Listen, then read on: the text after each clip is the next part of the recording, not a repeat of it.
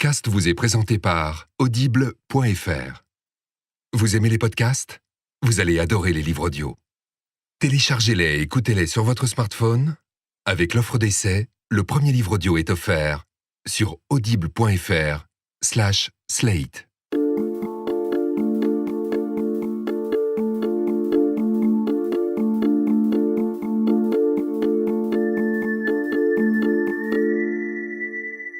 Dans le Larousse, homotourisme, on trouve la définition suivante.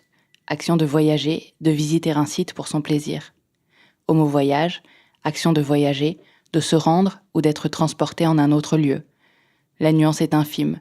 Elle dit la nonchalance du touriste, souvent agent économique, qui visite, qui fait le Vietnam, les États-Unis, qui fait l'Argentine, qui dit « Tu as fait le Sénégal, toi ?» Le voyage évoque la lenteur des grands déplacements, pas seulement géographiques, mais de soi. Le vrai voyage, celui qui implique d'aller chercher un bout de conversation au bout du monde, est rarissime.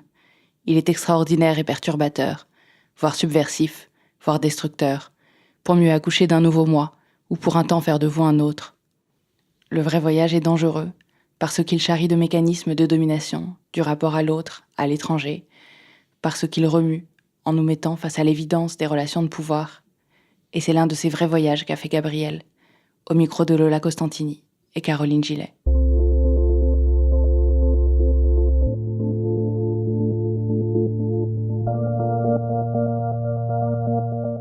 Je vais vous raconter l'histoire de mon voyage en Inde. Quand j'avais 20 ans, j'ai suivi un ami en Inde pour un voyage de 3 mois et où j'ai vécu d'abord l'inconfort et puis le charme de l'Inde et puis une folie qui m'a hanté pendant quelques années.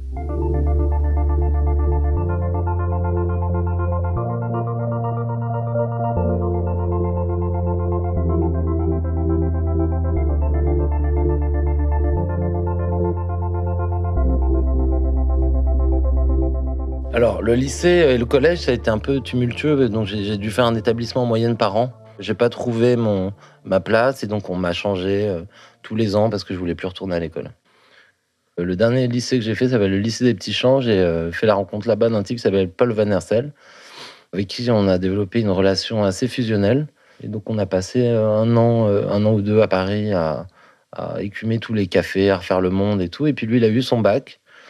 Puis une fois qu'il a eu son bac, il m'a dit viens, moi je fais mon voyage, je vais faire un voyage sabbatique dont il me parlait déjà, il savait pas où aller.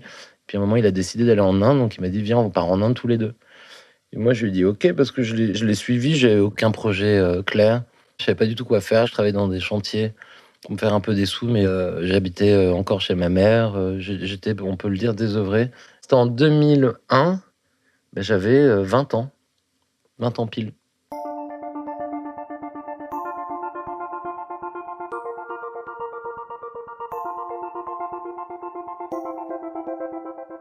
Je me rappelle donc d'être complètement dépaysé, d'arriver à Delhi, qui n'est pas forcément la ville la plus agréable, ça a dû changer depuis, mais quand je suis arrivé, je me rappelle moi, je me sentais pas très à l'aise, j'avais du mal à prendre mes marques. Ça a mis peut-être 2-3 semaines avant que je commence à prendre mes marques, puis il faut dire que je suis assez lent à l'adaptation. On est parti de Delhi, on avait prévu ce qu'on a fait d'ailleurs de passer à Pondichéry, qui est un port, un ancien port français. C'était un peu là où commençait un peu le voyage, puisqu'on commençait à se balader. Et puis les gens nous arrêtaient pour qu'on était deux blancs, pour qu'on passe devant les pas de porte des boutiques, parce que apparemment ils prenaient ça comme une bénédiction, ça leur portait bonheur. Voilà, donc j'ai compris tout de suite qu'on avait un statut de blanc en Inde et que ça voulait dire quelque chose de particulier pour eux. Et nous, on avait plutôt ce désir de se fondre dans la masse pour pas justement être perché sur ce statut de blanc riche et avec plein d'argent. Et voilà, donc nous, on commençait à sentir déjà les premières effluves des canalisations, des rues, et puis le mélange des couleurs. Et puis je voyais aussi que les filles étaient très jolies, que les habits aussi, que finalement, il y avait peut-être des choses à apprendre. Donc on est passé par Madras, je crois. Là, je me souviens d'une chaleur écrasante, des chevaux sur la plage. J'ai des images un peu confuses. On a dû rester un jour ou deux. Et puis là, on arrive donc dans le Kerala, donc qui est dans le sud de l'Inde. Et on arrive dans un bled qui s'appelle Alapi en anglais, Alappuzha en local. Et dans notre programme, on devait y rester une nuit ou deux, parce qu'il n'y avait pas grand-chose à faire, sinon y passer. Et puis dès qu'on arrive, on se fait rabattre par quelqu'un qui nous dit « Viens dans notre guest house », je sais pas quoi. Donc on accepte, on suit. Et puis donc on arrive dans une grande, maison bourgeoise gardée par des grilles et des bergers allemands et puis, on reste là et puis finalement on rencontre très rapidement des jeunes qui nous amènent, voir leurs cousins et puis leurs copains et puis les cousins des copains et donc on a très vite fait de rencontrer, tout le réseau et puis on décide donc, puisqu'on trouve ces jeunes gens, sympathiques, jeunes indiens, jeunes locaux, on décide de se laisser quelques jours de plus. Alors qu'il y avait vraiment pas un musée, rien, pas un temple à visiter. C'est vraiment la vie, on va dire, de la vie, simple et sans contrainte, juste de voir les amis, qu'on venait de se faire, se retrouver près de la plage, manger un petit bout de bœuf, un bout de masala, on était très contents. Parmi les premières personnes que je rencontre là-bas, il y a un type qui s'appelle Ratish, qui m'emmène donc très rapidement chez lui et donc on nous installe pour prendre le thé et puis là, je vois qu'une jeune fille nous amène le thé, habillée très simplement, très discrète, très, gracieuse et j'avoue que sur le moment, même si j'avais trouvé déjà les filles, indiennes très jolies, j'avoue que là, j'ai eu un sentiment assez saisissant. Je me disais: «Mais c'est fou, autant de grâce et de beauté incarnées en une seule jeune femme» et donc voilà, comme j'étais très jeune et avec encore beaucoup de désir de vivre, j'ai l'impression d'être tombé, je crois que je suis tombé amoureux de cette fille, Bintou.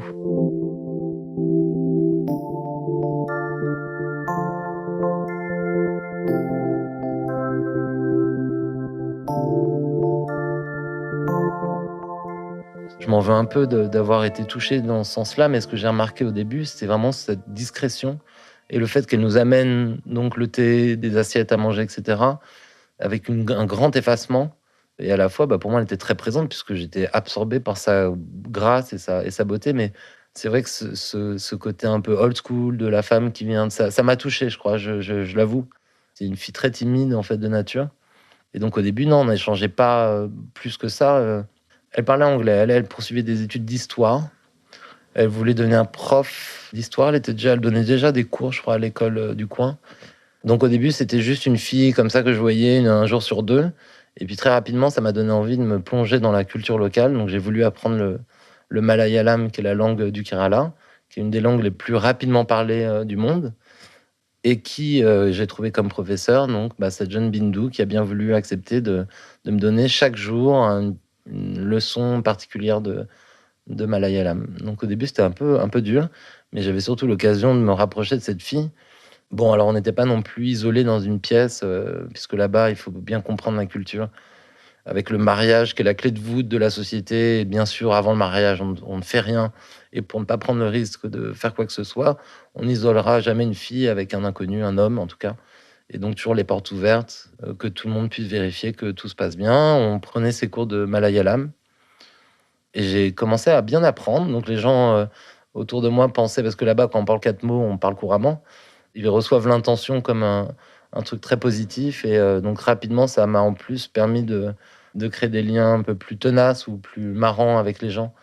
Ça m'a créé une popularité, on va dire.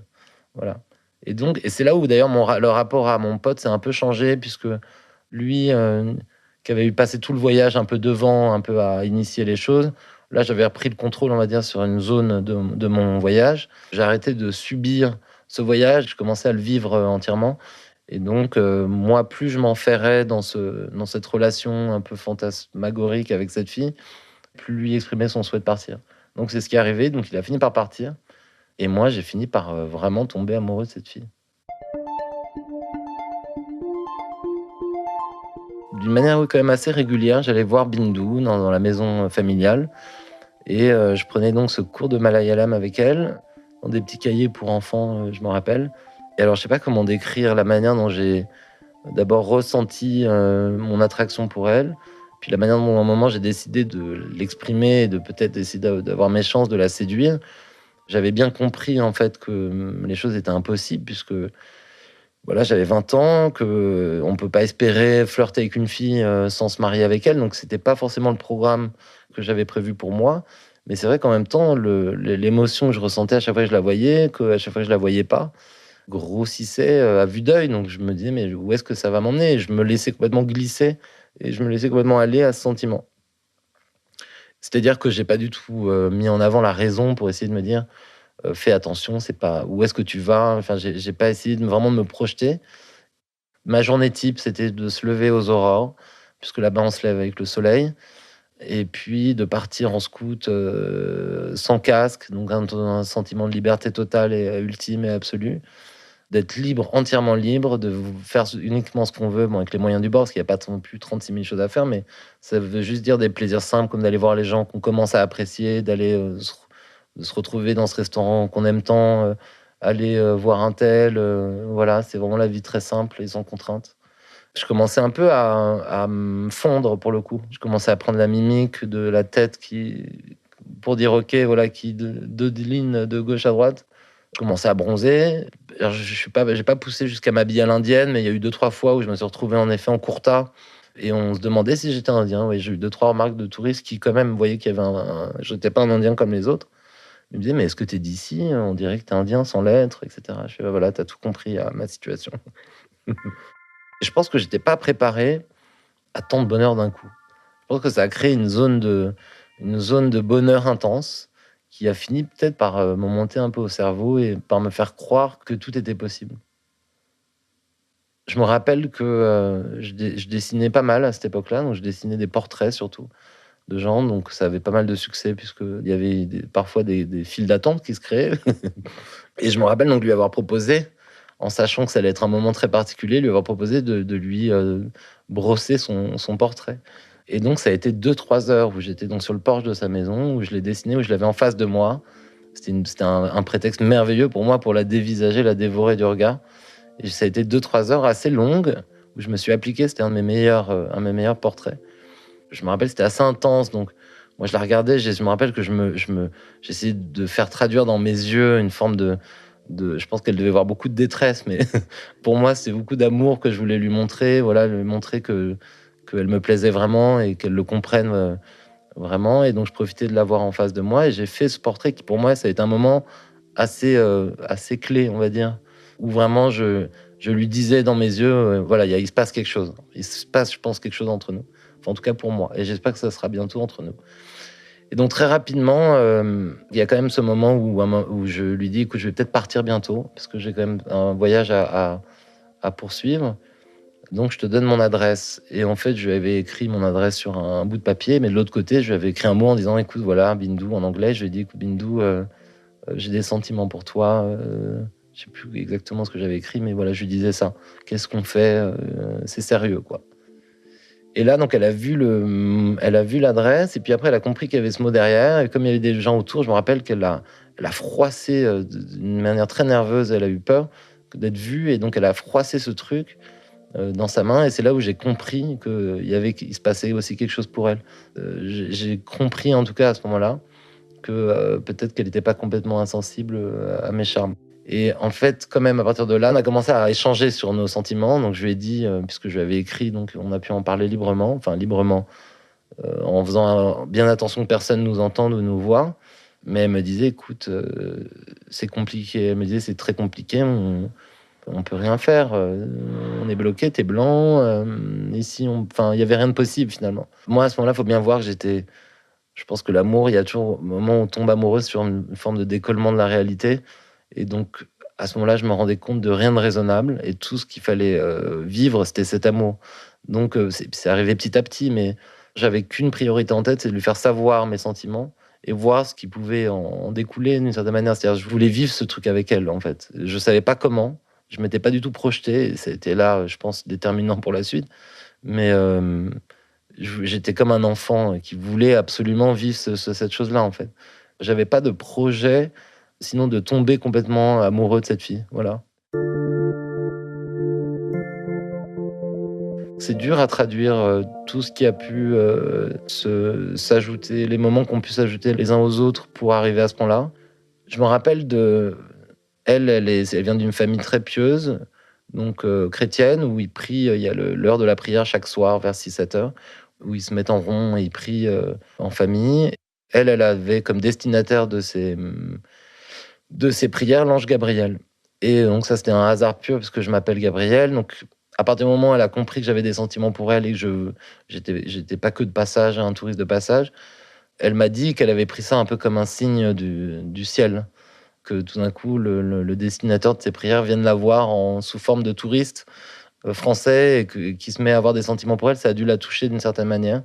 Et je pense que ça a été une porte d'accès aussi à son cœur. Voilà. En fait, je pense juste après le mot, je me rappelle plus de la formulation, mais elle m'a formulé ses sentiments d'une manière ou d'une autre. Donc on a laissé en fait couver nos sentiments dans une forme d'interdit et sous alibi de cours de Malayalam. On n'avait pas le droit, bien entendu, de se toucher ou quoi que ce soit, alors qu'on en avait envie, clairement. Et il y a eu quand même des moments où on a réussi transgressivement à échanger d'une certaine manière, mais ça a été assez érotique, d'ailleurs, pour un épisode ou deux où, par exemple, elle commençait un fruit et elle me le laissait sur le bord de la table pour que je le finisse. Donc, c'était une manière d'échanger nos salives par fruits interposés. Et puis, c'est un moment, finalement, d'un érotisme fou, puisque, voilà, on est aux limites du supportable.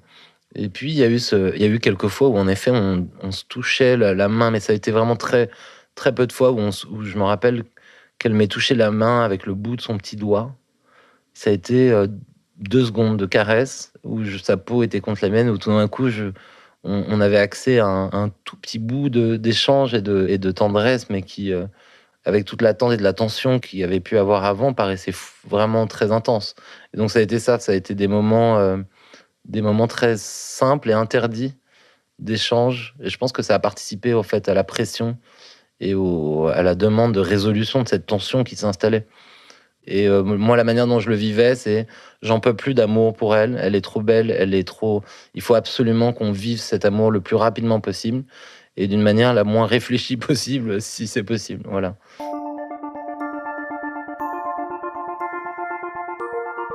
Au fur et à mesure que cet amour grossissait, j'ai eu des avertissements, que ce soit mon ami qui était parti et qui me demandait de le rejoindre en disant mais quoi qu'il se passe pour toi, parce qu'il était déjà au courant avant de partir que j'étais amoureux de Bintou, il me disait quoi qu'il se passe pour toi, réfléchis, tu vas rien pouvoir faire tout de suite.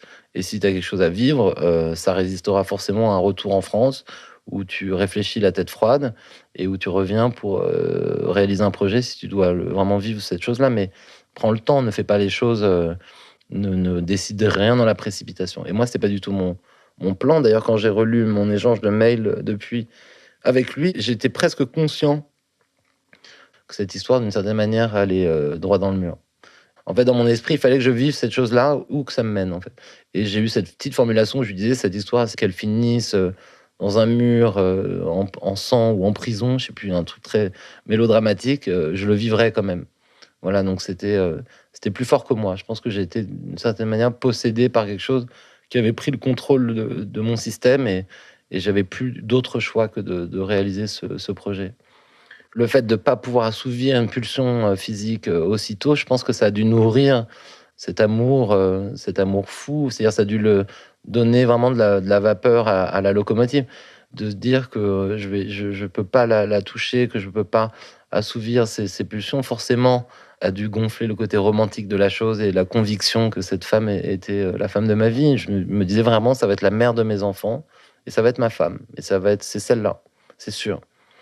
Et alors que c'est sûr, je pense que si j'avais eu l'occasion, si la culture avait été différente, peut-être de coucher avec elle dans les semaines qui arrivent, peut-être je serais arrivé à d'autres conclusions.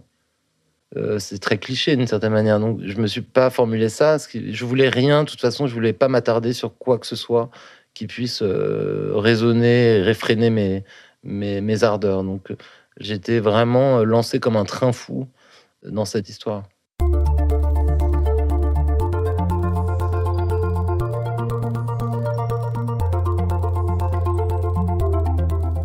Et donc, en fait, assez rapidement, je lui ai demandé: «Mais qu'est-ce qu'on fait?» En fait, je lui ai dit: «Écoute, là, je tiens plus. J'ai vraiment un amour pour toi que je peux plus contenir, qui devient un peu, plus grand que moi.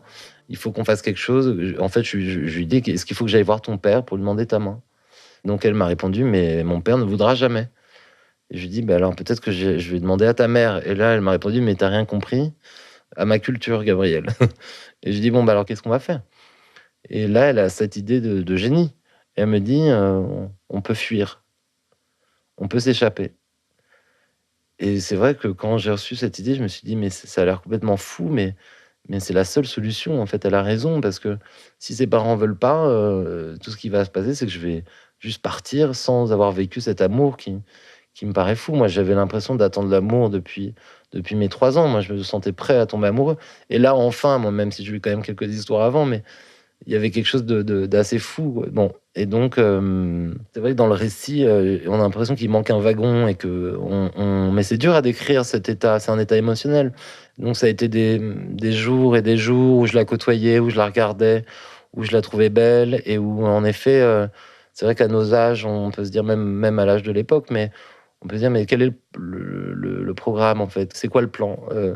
De se marier à 20 ans alors qu'on n'a rien vécu et qu'on ne se connaît pas du tout. D'une certaine manière, peut paraître fou, mais c'est ça que je suis en train de raconter. C'est un moment finalement de folie douce, où les barrières de la raison, donc, n'étaient pas non plus érigées d'une manière très vertigineuse, mais où tout d'un coup, l'amour a dépassé toute forme de barrière raisonnable. Et donc, elle m'a dit, on peut fuir, et sans avoir 2 secondes imaginé que c'était possible, j'étais d'accord aussitôt en disant, mais bien sûr, c'est ce qu'on va faire. Bon, on a mis quand même des semaines à en parler, à réaliser ce projet, mais tout d'un coup, c'est vrai qu'on s'est organisé dans la fuite. Donc, je vais quand même poser 2-3 questions, parce que là, je sentais qu'on passait un cap, on va dire, dans notre histoire. Et donc, j'ai posé des questions, je me suis interrogé, je me suis dit, mais est-ce qu'elle veut, puisqu'on parle de fuite, est-ce qu'elle veut fuir quelque chose de précis chez elle? Est-ce qu'elle est maltraitée? Est-ce qu'elle est malheureuse? Et c'est vrai que moi, je l'avais vue vivre dans son milieu. C'était la seule fille, elle avait 3 frères. Elle était choyée, elle était beaucoup aimée dans sa famille. C'était un peu le trésor de la famille, puisque c'était la seule fille. Et puis, elle poursuivait ses études. Je la voyais plutôt heureuse. Donc, elle me dit, non, moi, il n'y a rien. Elle me disait, moi, je suis heureuse, en fait, dans ma vie. Et si je pars, c'est pour te suivre. C'est pas pour fuir quoi que ce soit. Je voulais que ce soit simplement de l'amour pur, voilà, tout simplement. Et une fois que je me suis bien assuré de ça, j'ai parlé avec elle. Je lui ai dit, mais comment on peut s'organiser? Donc, au fur et à mesure des semaines, on a fait un plan où moi je venais régulièrement la voir comme si rien n'était, mais en fait on parlait de notre escapade, de qu'est-ce qu'on allait faire. Donc, ce qu'on avait prévu de faire, ce que j'ai prévu de faire avec elle, c'est de dire au revoir, parce que ça faisait quand même un bout de temps que je restais sur place, dire au revoir à tous mes amis que je m'étais fait, tous les gens que je côtoyais, et puis en fait d'attendre à 100 km à Cochin-Ernakulam, qui est une ville, la plus grande ville à côté, d'attendre que la nuit tombe et de revenir en pleine nuit la chercher à 3 heures du matin. Dormir dans l'hôtel le plus proche et prendre le premier train le matin, et puis rejoindre Delhi, demander un visa et de l'emmener aussitôt à Paris. Le plan, c'est nawak. Vous avez écouté la première partie de l'histoire de Gabrielle. La suite est à retrouver sur Slate et sur toutes les autres plateformes. Voyage en Inde. Quand j'avais 20 ans, j'ai suivi un ami en Inde pour un voyage de 3 mois, et où j'ai vécu d'abord l'inconfort, et puis le charme de l'Inde, et puis une folie qui m'a hanté pendant quelques années.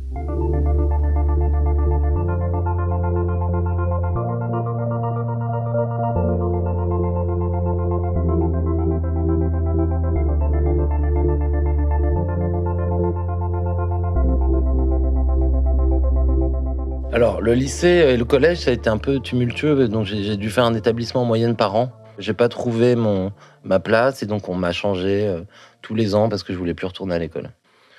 Le dernier lycée que j'ai fait s'appelle le lycée des Petits Champs. J'ai fait la rencontre là-bas d'un type qui s'appelle Paul Van Hersel, avec qui on a développé une relation assez fusionnelle.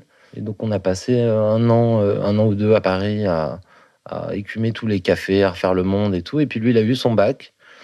Puis une fois qu'il a eu son bac, il m'a dit, viens, moi je fais mon voyage, je vais faire un voyage sabbatique dont il me parlait déjà, il savait pas où aller. Puis à un moment, il a décidé d'aller en Inde, donc il m'a dit, viens, on part en Inde tous les deux. Et moi, je lui ai dit, ok, parce que je l'ai suivi, j'avais aucun projet clair, je savais pas du tout quoi faire, je travaillais dans des chantiers pour me faire un peu des sous, mais j'habitais encore chez ma mère, j'étais, on peut le dire, désœuvré. C'était en 2001, j'avais 20 ans pile.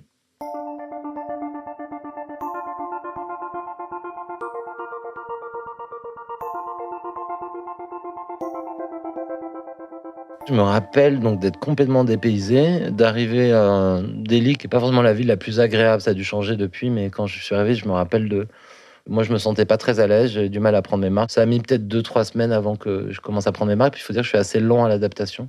On est parti de Delhi, on avait prévu ce qu'on a fait d'ailleurs de passer à Pondichéry, qui est un port, un ancien port français. C'était un peu là où commençait un peu le voyage, puisqu'on commençait à se balader.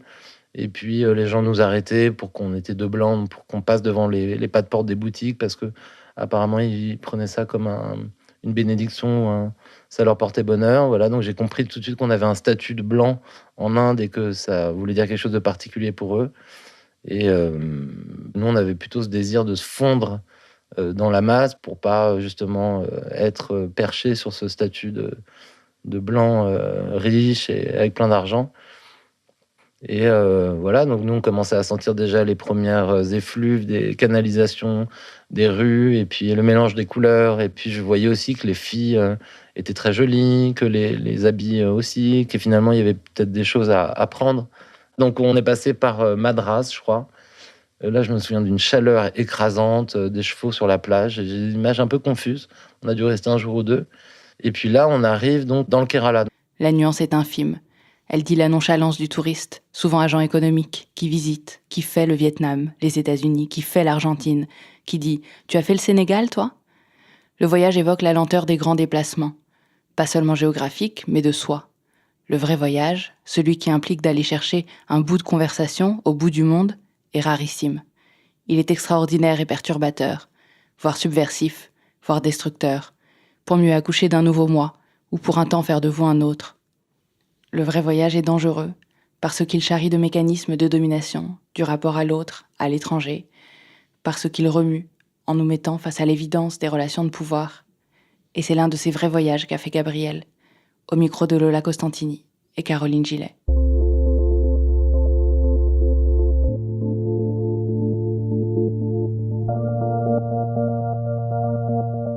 Je vais vous raconter l'histoire de mon voyage en Inde. Quand j'avais 20 ans, j'ai suivi un ami en Inde pour un voyage de 3 mois et où j'ai vécu d'abord l'inconfort et puis le charme de l'Inde et puis une folie qui m'a hanté pendant quelques années.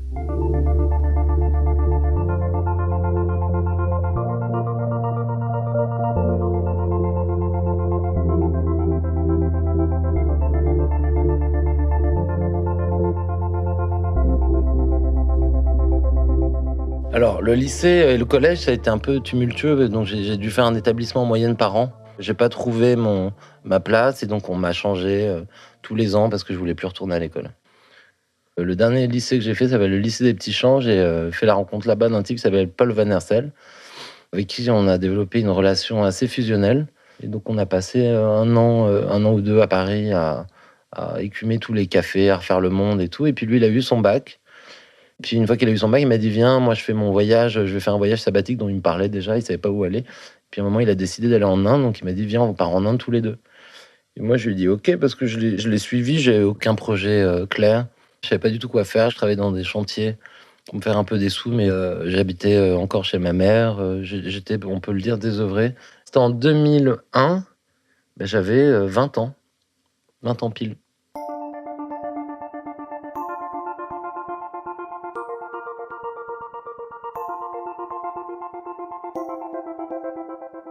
Je me rappelle donc d'être complètement dépaysé, d'arriver à Delhi, qui n'est pas forcément la ville la plus agréable, ça a dû changer depuis, mais quand je suis arrivé, je me rappelle de...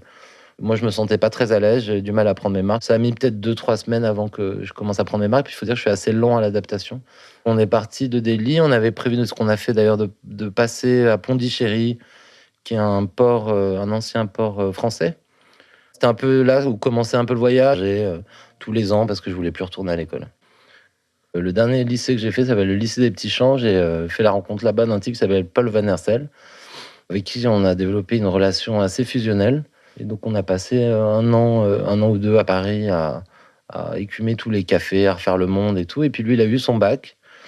Puis une fois qu'il a eu son bac, il m'a dit viens, moi je fais mon voyage, je vais faire un voyage sabbatique dont il me parlait déjà, il savait pas où aller. Puis à un moment, il a décidé d'aller en Inde, donc il m'a dit viens, on part en Inde tous les deux.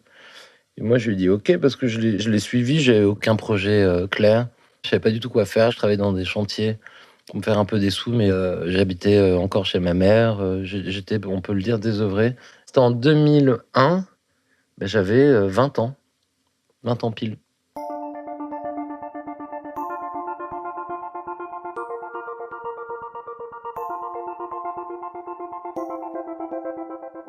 Je me rappelle donc d'être complètement dépaysé, d'arriver à Delhi, qui est pas forcément la ville la plus agréable, ça a dû changer depuis, mais quand je suis arrivé, je me rappelle de moi, je me sentais pas très à l'aise, j'avais du mal à prendre mes marques. Ça a mis peut-être 2-3 semaines avant que je commence à prendre mes marques, puis il faut dire que je suis assez lent à l'adaptation. On est parti de Delhi, on avait prévu ce qu'on a fait d'ailleurs de passer à Pondichéry, qui est un port, un ancien port, français. C'était un peu là où commençait un peu le voyage, puisqu'on commençait à se balader. Et puis, les gens nous arrêtaient pour qu'on était 2 blancs, pour qu'on passe devant les pas de porte des boutiques parce que apparemment ils prenaient ça comme une bénédiction, ça leur portait bonheur. Voilà, donc j'ai compris tout de suite qu'on avait un statut de blanc en Inde et que ça voulait dire quelque chose de particulier pour eux. Et nous, on avait plutôt ce désir de se fondre, dans la masse pour pas, justement, être perché sur ce statut de blanc, riche et avec plein d'argent. Et voilà, donc nous, on commençait à sentir déjà les premières effluves des canalisations, des rues et puis le mélange des couleurs et puis je voyais aussi que les filles, étaient très jolies, que les habits, aussi, que finalement il y avait peut-être des choses à apprendre. Donc on est passé par, Madras, je crois. Là, je me souviens d'une chaleur écrasante, des chevaux sur la plage et j'ai des images un peu confuses. On a dû rester un jour ou 2. Et puis là, on arrive donc dans le Kerala, donc qui est dans le sud de l'Inde et on arrive dans un bled qui s'appelle, Alapi en anglais, Alappuzha en local et dans notre programme, on devait y rester 1 nuit ou 2 parce qu'il y avait pas grand-chose à faire, sinon y passer. Et puis dès qu'on arrive, on se fait rabattre par quelqu'un qui nous dit: «Viens dans notre guest house», je sais pas quoi, donc on accepte, on suit. Et puis donc on arrive dans une grande, maison bourgeoise gardée par des grilles et des bergers allemands et puis, on reste là et puis finalement on rencontre très rapidement des jeunes qui nous amènent, voir leurs cousins et puis leurs copains et puis les cousins des copains et donc on a très vite fait de rencontrer, tout le réseau et puis on décide donc puisqu'on trouve ces jeunes gens, sympathiques, fous puisque, voilà, on est, aux limites du supportable. Et puis il y a eu quelques fois où en effet on se touchait la main, mais ça a été vraiment très très peu de fois où je me rappelle qu'elle m'ait touché la main avec le bout de son petit doigt. Ça a été, 2 secondes de caresse où sa peau était contre la mienne, où tout d'un coup on avait accès à un tout petit bout d'échange et de tendresse, mais qui, avec toute l'attente et de la tension qu'il y avait pu avoir avant, paraissait vraiment très intense. Et donc ça a été ça, ça a été des moments très simples et interdits d'échange et je pense que ça a participé, au fait, à la pression et à la demande de résolution de cette tension qui s'installait et moi, la manière dont je le vivais, c'est: «J'en peux plus d'amour pour elle, elle est trop belle, elle est trop il faut absolument qu'on vive cet amour le plus rapidement possible et d'une manière la moins réfléchie possible, si c'est possible», voilà.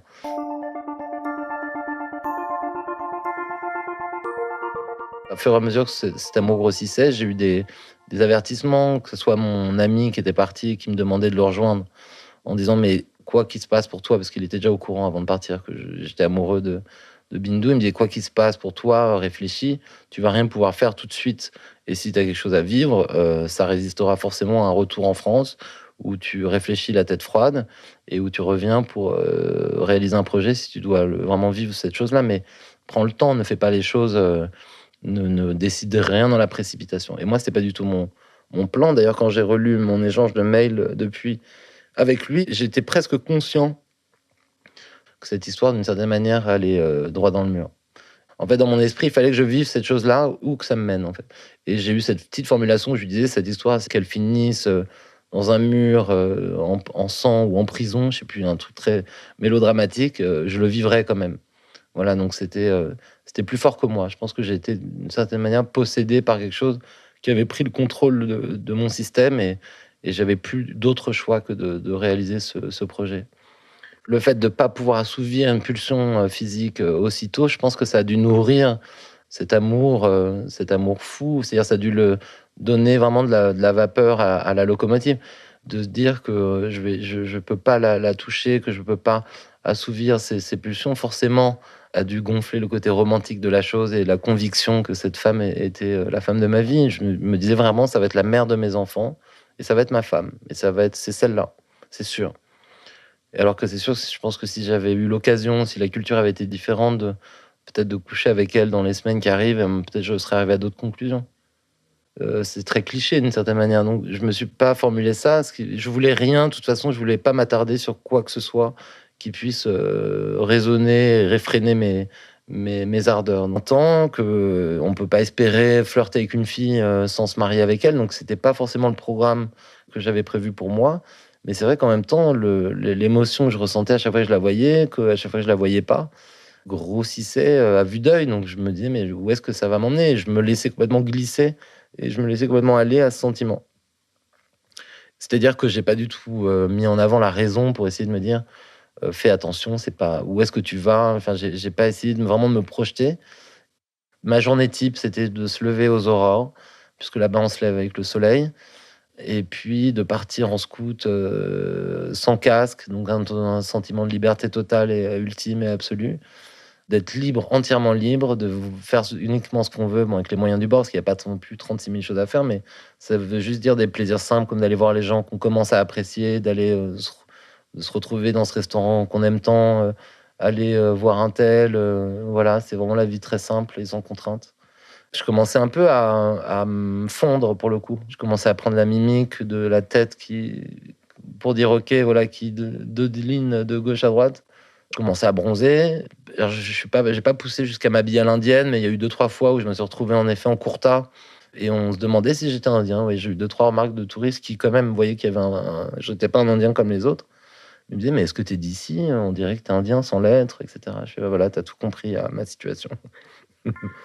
Je pense que j'étais pas préparé à tant de bonheur d'un coup.